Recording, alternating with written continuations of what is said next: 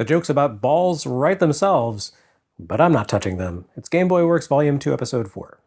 You. I know you. You're the one who came to my house. That's right.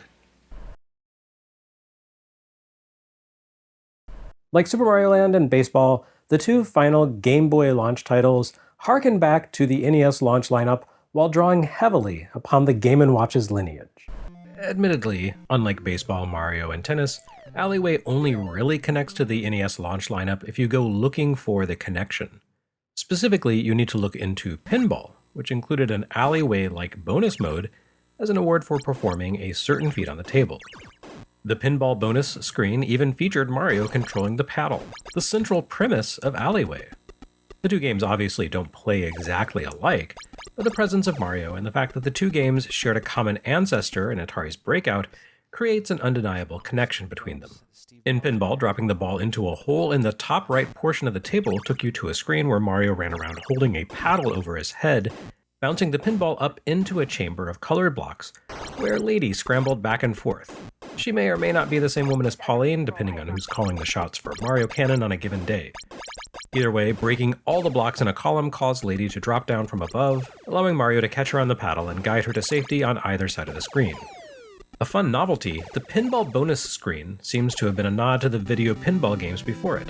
Atari, Magnavox, and other developers, like HAL, had a real fondness for creating breakout variants with pinball-like playfield elements and calling it video pinball despite the fact that those games were really, well, breakout. Nintendo and HAL created a proper pinball simulation for NES, something that only a few releases before it had attempted to do on consoles or computers. Think Sega Flipper and Bill Budge's Pinball Construction Set. The bonus breakout-alike minigame almost came across as Nintendo showing off. Not only could they make a proper digital pinball sim, they could also shoehorn in one of the counterfeit games like everyone else. Alleyway here demonstrates zero interest in being pinball, and fair enough. Nintendo's pals at HAL would deliver one of those for Game Boy soon enough in the excellent Revenge of the Gator. No, this is pure breakout, rolling back the complexity of the genre to a time before the likes of Alien Crush, Arkanoid, and even Sega's Woody Pop. It's a lot more forgiving than those games, though. In Alleyway, you don't need to deal with power-ups, roaming elements, or other complications. All you need to do is avoid missing ball for high score. Now, this doesn't mean that Alleyway is as unsophisticated as Atari's primal 1977 arcade hit. Although Game Boy obviously lacks key elements of contemporary takes on the genre, like color and an analog spinner control scheme, it includes several play variants on the standard breakout format. The first stage begins predictably enough, with a solid wall of blocks spanning the upper portions of the screen. Unlike the original Breakout, this opening level offers a little bit of a gimme for players, as the blocks don't actually reach the screen boundaries. A gutter 1 block in width and 4 blocks in height surround the sides and top of the block patch, allowing you to angle the ball into the gap with a well-placed bounce, sending it bounding repeatedly between the blocks and the wall to clear away a ton of blocks in rapid succession. In this first stage, you don't even need to worry about hitting the top edge of the screen. A line of indestructible blocks covers the top edge for you. That safety net quickly disappears though, and beginning with stage 4, you'll discover the need to balance the expediency of trapping the ball between bricks and screen top versus the penalty for hitting the upper edge of the playing field. Once a ball touches the bare upper frame of the playfield, your paddle shrinks to half its size, greatly increasing the difficulty of the game. The only way to reset its size is to lose a life, which doesn't exactly constitute a cunning strategy. Besides, even when the paddle returns to normal, a single instant of contact with the back wall shrinks it down again. Losing a life still makes things a little more manageable, as it resets the ball's speed as well. As you break away bricks during normal play, the ball steadily accelerates. So by the time you've reached the last few stragglers in a stage, you need to catch a very speedy little ball with a teeny tiny paddle. And very few of the stages you work your way through are simple exercises in breaking static blocks. Stage 2 takes the same 14x7 formation of bricks seen in the first stage and scrolls them in an infinite loop across the screen. Stage 3 causes that same formation to begin advancing its way downward toward the player's position. It never goes full Space Invaders, and ultimately comes to a halt midway down the screen, but it puts the squeeze on players without actually crushing them. After every third stage, you play a bonus level that allows you to clear out formations in the shape of Super Mario sprites with a ball that passes through bricks instead of bouncing back toward you following a collision. This precedes a new set of levels in which a new formation appears and undergoes the same cycle as before: static bricks, scrolling bricks, advancing bricks. The nature of those formations grows more complex as you complete stages. The second phase consists of separate bands of bricks. The third confronts you with a lattice. The fourth introduces indestructible walls within the playing field, and beyond that, I don't know, as I've never quite made it that far. It turns out Alleyway contains 32 stages, of which I've seen about 13 or 14. It's a pretty tough little game, especially on original hardware.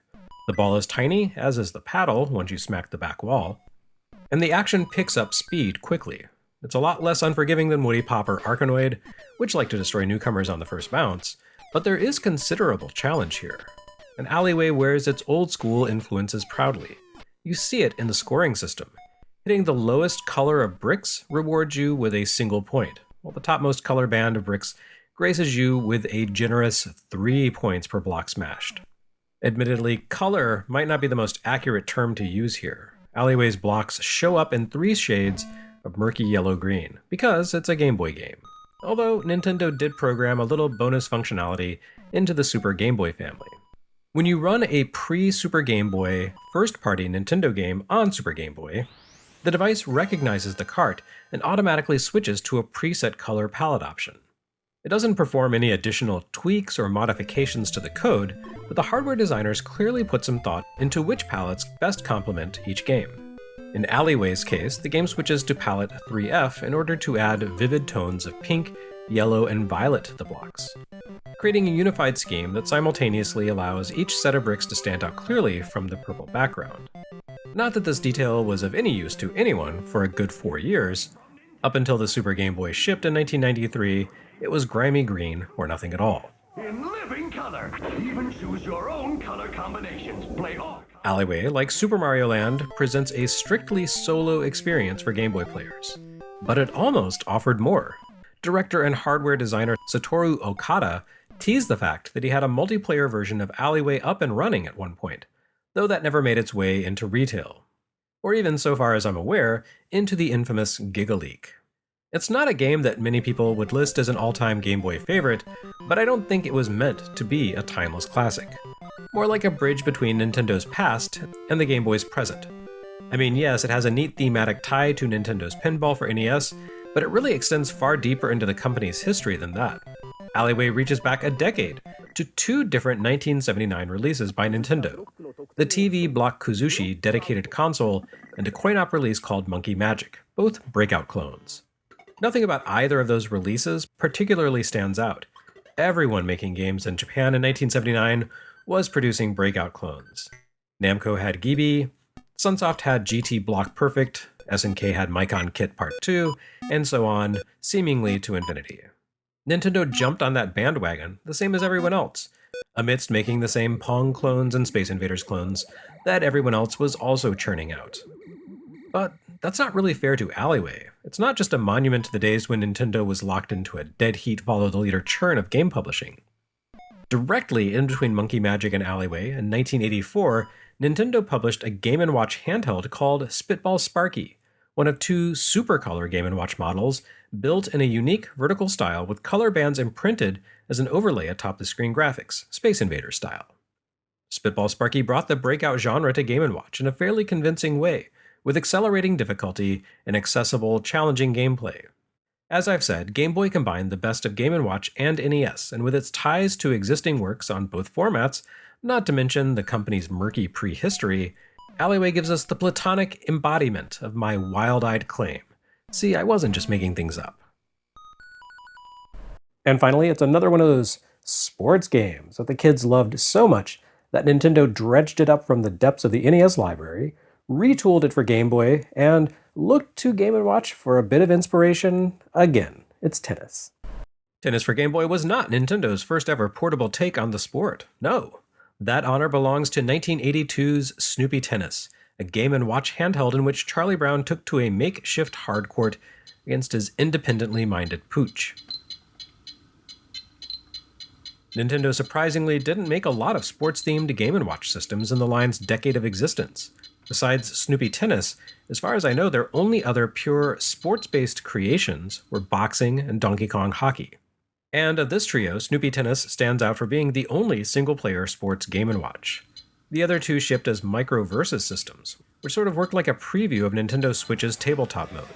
Players would set the Game & Watch unit on the table between them, then play with tiny hardwired puck controllers that spooled up and tucked into the unit when not in use. That is to say that Nintendo fully understood from the very beginning that sports, being a competitive pastime, generally works best in video game form when built for multiple players. I imagine Snoopy Tennis got a pass because, hey, who doesn't love Snoopy? And in that sense, Tennis for Game Boy doesn't simply offer a connection between the NES and Game & Watch legacies, it offers a correction as well. As I've mentioned before, Black Box Tennis shipped at the console's US launch, but it only offered play versus the CPU. Whether playing singles or doubles mode, Tennis for NES always pitted humans against the computer, never against one another. Again, I speculate that this was due to the vanishing point perspective that Nintendo's designers applied to the court, where the back court gave players less room to maneuver. Tennis's illusion of three-dimensionality made for a visually appealing game, especially as the ball receded in size as it traveled away from the camera. Look at the other tennis simulations of the era, which tended to present the court in a strictly overhead orthogonal style, or else looked pretty ugly. And you can see how Nintendo's 8-bit take on the sport set a new standard at the time. But it suffered a terrible compromise on NES, lacking competitive play. Nintendo remedied this shortcoming with the head-to-head versus system version of tennis, which gave players two separate screens and allowed each player to take opposite sides of the court to see themselves in the relatively spacious foreground. Versus Tennis was technically the first NES game to reach the US, shipping to arcades at the beginning of 1984, a full year and a half before the console's initial launch. Anecdotally, I'm old enough to remember seeing those early Versus System and Unisystem releases in my local pizza parlors before anyone had ever heard of an NES, and nothing about them suggested that they were just home games pretending to punch above their weight class in arcades. They looked perfectly at home in the arcades of 1984, which really underscores how incredible Famicom must have looked for those who bought it in Japan in its earliest days. But here, Versus Tennis just looked like another arcade release from the Donkey Kong Jr. and Mario Bros. Guys, and when it came home the following year, it looked like a perfect port of a coin-op game. The platonic ideal of what video games were supposed to be in the early 80s. Well, almost perfect. There was that whole lack of competitive play thing to overcome. Yet Nintendo never did overcome it, at least not on NES. There would eventually be competitive tennis titles for NES, but none from Nintendo. The only sport they published more than one NES title for turned out to be golf, presumably because their initial take on golf kicked ass, and their executives actually played golf rather than, volleyball or baseball, and had a personal connection to the sport. So Tennis for Game Boy arrives a few years after the NES hit the American mainstream, determined to right the older cartridge's wrongs. And it succeeds, again mostly. Playing solo here turns out to be a lot more enjoyable than the single-player mode of baseball, since tennis doesn't really feel the need to be so overwhelmingly tilted in favor of the CPU. But it really shines when linked, since each player gets their own view of the screen, versus system style. It's kind of funny because tennis on Game Boy doesn't put the player in the back court at as much of a visual disadvantage as the NES game did. The camera perspective sits higher relative to the court, which sets the visual vanishing point for the court's boundaries much further back and makes the playing area nearly a rectangle. But that's fine. It just feels more comfortable and natural to control a character sitting at the front of the action instead of behind it, so the setup still works to its advantage. Even when you change sides between sets, you remain at the front of the action. Side changes amount to Line Judge Mario moving to the opposite side of the screen. No extra complications or anything, and that works out fine. Tennis for Game Boy is, well, tennis. A perfectly serviceable interpretation of the sport, with minimal fuss and bother. You serve the ball, aiming for the court while avoiding the net, and volley back and forth with your opponent. The weird scoring system remains for that classic head-scratching sense of authenticity. It still doesn't quite amount to Nintendo's definitive take on tennis, though. While it adds the competitive play missing from the NES game, there's no doubles mode, either cooperative or competitive. Perhaps that would have been a bit much to expect from a Game Boy launch title, but it's something that would have put this tennis on par with Versus Tennis. While hardly an ageless work, Tennis for Game Boy manages to be precisely what the Game Boy needed at launch, a competent take on tennis that makes effective use of the link cable. Like the rest of Game Boy's launch lineup, it doesn't stack up well against contemporary console releases like Racket Attack, but it absolutely destroys any other portable tennis adaptation to that point. If you want an all-timer of an adaptation of tennis, this isn't it. But if you ever find yourself trapped in the past, in summer of 1989, and decide to just spend your time playing great portable games instead of trying to find your way back to the present era, this is the one to get.